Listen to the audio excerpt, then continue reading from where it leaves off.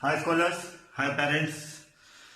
अभी तक हम लोगों ने जो ग्रामर के टॉपिक्स देखे थे और उसके बाद एक नया टॉपिक चालू किया था, वो था pronoun.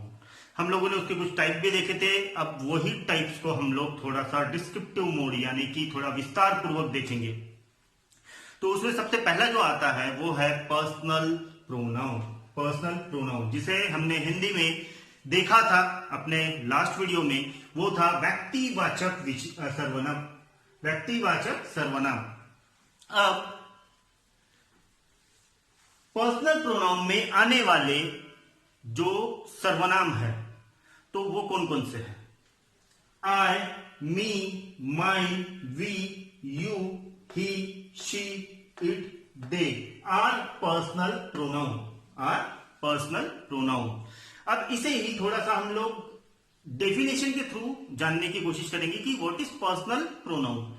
Personal pronoun indicate person और ऑब्जेक्ट डायरेक्टली, यानी कि पर्सनल व्यक्तिवाचक सर्वनाम डायरेक्टली किसी इंसान को, वस्तु को पॉइंट करता है। जैसे कि इसके एग्जाम्पल है, जैसा कि मैंने बताया, आई, मी, माइन, वी, यू, यानी कि आई एम नीलेश तिवारी। तो मैं पॉइंट कर रहा हूं खुद को कि मैं नीलेश तिवारी हूं, मेरा नाम नीलेश तिवारी है। तो इस तरीके के जो सर्वनाम होते हैं उसे कहा जाता है पर्सनल प्रोनाउन। अब इसमें भी पर्सनल प्रोनाउन में भी तीन टाइप है, first, second, third. First person, second person, third person. अर्थात हिंदी में फर्स्ट पर्सन यानी प्रथम व्यक्ति, सेकंड पर्सन यानी द्वितीय व्यक्ति और थर्ड पर्सन यानी अन्य व्यक्ति। अब इसको भी हम लोग थोड़ा सा विस्तार पूर्वक देख लेंगे कि क्या होता है first person. First person, the person who is making sentence, यानी कि जो इंसान बोल रहा है, जो इंसान बोल रहा है वो होता है फर्स्ट पर्सन। तो उसमें आने वाले सर्वनाम कौन कौन से हैं?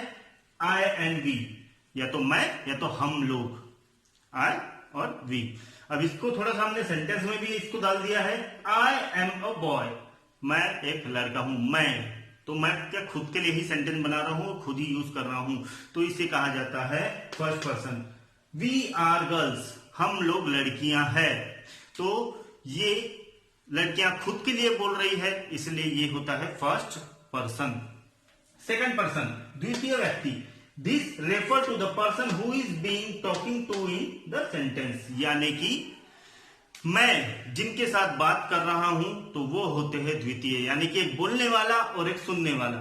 जैसे कि मैं बात कर रहा हूं, दूसरा सुन रहा है, तो ये जो दूसरा व्यक्ति है इसे ही कहा जाता है सेकंड पर्सन। इसके लिए आने वाले सर्वनाम कौन कौन से हैं?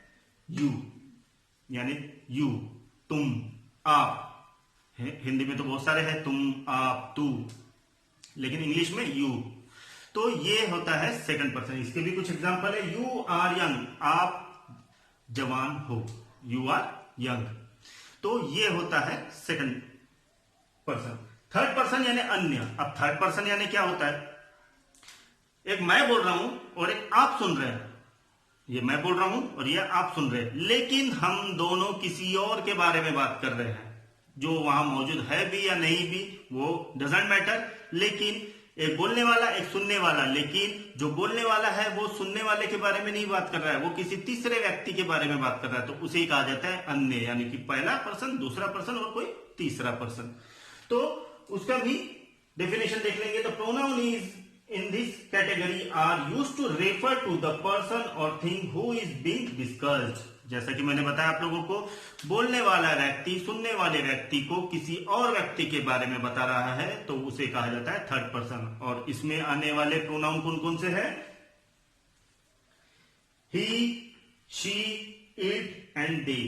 ही इज अ बॉय, वो लड़का है, वो लड़का है, तो ये हो गया third person. She is a girl, वो लड़की है। दे आर चिल्ड्रन, वो बच्चे हैं, वह बच्चे हैं। तो ये होता है थर्ड पर्सन। पहला मैं बोल रहा हूं, किसी और को सुना रहा हूं, लेकिन किसी और के बारे में सुना रहा हूं, तो ध्यान रखिएगा थर्ड पर्सन यानी कि जिसके बारे में हम लोग बातचीत कर रहे हैं, ठीक है। और जो बोल रहा है वो फर्स्ट, जो सुन रहा है वो सेकंड, और जिसके बारे में बातचीत कर रहे हैं वो थर्ड पर्सन। तो बड़ा सिंपल टॉपिक है, इसे हमने पहले ही हिंदी व्याकरण में कवर कर चुके हैं, तो आप लोगों को और आसानी जाएगी अगर आपने मेरा वीडियो देखा हो तो। अब ये हो गया और खासकर मैं बच्चों के लिए बोल देना चाहता हूं कि जैसा कि मैंने बोर्ड में लिखा हूं, एक बार अच्छे से देख लीजिए कि बोर्ड में मैंने किस तरीके से लिखा हूं। मैंने ये लिखा हूं, बाद में एक बॉक्स बनाया हूं, तो ये आपको दूसरे पेज पे लिखना है, वही पेज पे वही बॉक्स बनाकर नहीं। मेरे पास एक ही बोर्ड है करके मैंने ऐसा लिखा हूं। तो पहले आप लोग ये चीजों को एक पेज में लिखेंगे और फिर ये बॉक्स वाली चीजों को सेकंड पेज पे लिखेंगे, ना कि वहीं के वहीं आप लोग करेंगे। ऐसा नहीं करना है आप लोगों को, ठीक है? ऐसा भूल कर भी नहीं करना है, ये याद रखिएगा। ये पहला पेज है, ये सेकंड पेज है, इसीलिए मैंने मेंशन किया हूं नेक्स्ट पेज, ठीक है? तो खासकर बच्चों के लिए, क्योंकि बच्चों ने जो मुझे फोटोज भेजी है लिखकर, तो उन्होंने जिस तरीके से बोर्ड पे लिखा है उसी तरीके से मुझे भेजिए। तो मेरा तात्पर्य वो नहीं था, इसलिए मैं आज डिटेल में बता रहा हूं कि जो भी मैं ऐसा बॉक्स में बना रहा हूं, तो एक पेज पे तो ये आ जाएगा, दूसरे पेज में यानी कि इसके नीचे या दूसरे पेज पर जहां भी आपकी जगह बचती है, लेकिन बाजू में ही नहीं लिखना है, ठीक है? तो हम लोग फिर से टॉपिक पे आते हैं। अब मैंने कुछ कैटेगराइज किया हूं, first person, second person, third person. तो उसको मैंने सिंगुलर फॉर्म और प्लूरल फॉर्म में उसको कैटेगराइज किया हूं कि किस तरीके से हम लोग अपनी वाक्य रचना में इसे यूज कर सकते हैं। फर्स्ट पर्सन में सिंगुलर यानी कि एक वचन, एक वचन में आता है आई यानी मैं, माय माइन यानी मेरा, मी यानी मैं, आई माय माइन मी। अब इसी का जो अनेक वचन होता है यानी प्लूरल, तो वो होता है आय का होता है वी यानी मैं का क्या हो गया हम, माय का क्या हो गया हमारा, मी का अस यानी वी अवर अवर्स अस, ये हो गया प्लूरल फॉर्म। तो ये जितने भी है, ये जितने भी है, ये जितने भी है, ये सब है आपके फर्स्ट पर्सन।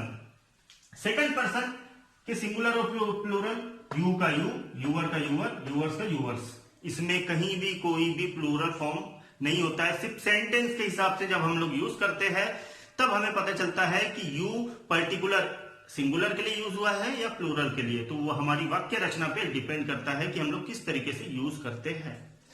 थर्ड पर्सन को थोड़ा सा मैंने और ज्यादा कैटेगराइज किया हूं, क्योंकि जो तीसरा पर्सन है हमें नहीं पता कि वो स्त्रीलिंग है, पुल्लिंग है या एक नेक्टर है, तो इसीलिए मैंने इसे 4 इसमें डिवाइड किया हूं। जैसे कि मस्कुलाइन यानी पुरुषवाचक, फेमिनाइन यानी स्त्रीलिंग, पुल्लिंग स्त्रीलिंग, neuter plural, he she it they, masculine में ही, फेमिनाइन में शी, नेक्टर में इट, प्लूरल में दे।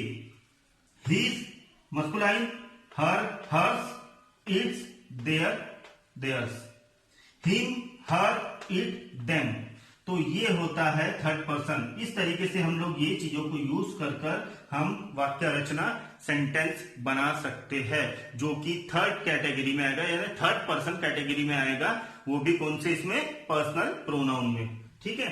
तो बड़ा सिंपल सा टॉपिक है, कोई ज्यादा हौच-पौच नहीं है। तो इसे आराम से ध्यान से मेरा ये वीडियो सुनना, ताकि आप लोगों को आसानी से समझ में आ सके। फिर हम लोग अगले एपिसोड में एक नया इसी का टाइप, अगला टाइप लेके आएंगे।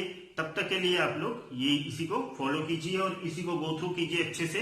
और स्टूडेंट आप लोग इसे अपने नोट कॉपी में नोट डाउन करेंगे, और जैसा मैंने बताया हूं वैसा ये एक पेज पर, इसके नीचे ये लिखिए, या तो अगले पेज पर, जगह नहीं बची तो अगले पेज पर। लेकिन ये जो बॉक्स वाला आइटम होता है तो ये होता है अगले पेज के लिए, क्योंकि मेरे पास एक ही बोर्ड है, मेरे पास 2 बोर्ड नहीं है आजू बाजू में, तो इसलिए मैंने एक ही इस पे लिखा हूं, ठीक है? ताकि आप लोगों को मैं लिखने में समय न वेस्ट कर डायरेक्टली आप लोगों को मैं बता सकूं, इसीलिए, ठीक है? तो तब तक के लिए stay safe, stay at home, protect your family from covid, boycott Chinese product totally. जय हिंद।